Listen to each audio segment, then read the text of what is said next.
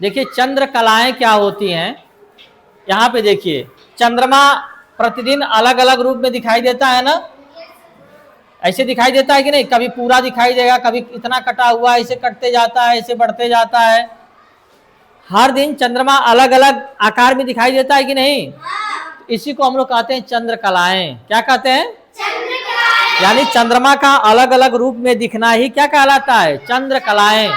क्या कहलाता है? चंद्र कलाएं। ठीक है, अब देखो एक समय एक रात ऐसी आती है जिस समय चंद्रमा पूरा दिखाई देता है। क्या दिखाई देता है? पूरा। देखो यहां देख रहे हो ना, चंद्रमा बिल्कुल थाली के आकार का गोल दिखाई देता है। इसको हम लोग क्या कहते हैं? पूर्णिमा। क्या क्या कहते हैं? पूर्णिमा। क्लियर है? और एक समय ऐसा आता है कि चंद्रमा दिखाई नहीं देता है, चंद्रमा नहीं दिखाई देता है, बिल्कुल अंधेरी रात होती है ना। इसको हम लोग क्या कहते हैं?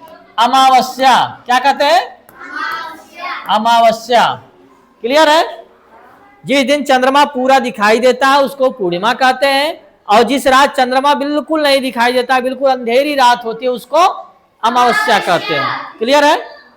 अब देखो शुक्ल पक्ष और कृष्ण पक्ष क्या होता है।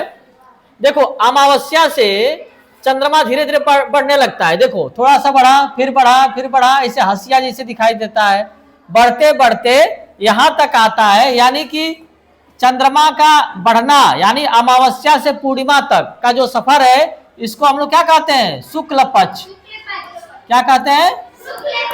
शुक्ल पक्ष। क्लियर है? चंद्रमा जब बढ़ते बढ़ते पूर्णिमा तक पहुंचता है, इसको हम लोग कहते हैं शुक्ल पक्ष। क्या कहते हैं? अब जब पूर्णिमा से चंद्रमा क्या घट रहा है ना, देखो घटता जा रहा है कि नहीं घटता जा रहा है, तो जब चंद्रमा ऐसे घटते हुए जाता है यहां तक, तो इसको हम लोग क्या कहते हैं? कृष्ण पक्ष कहते हैं। क्या कहते हैं? कृष्ण पक्ष। तो शुक्ल पक्ष और कृष्ण पक्ष समझ में आया?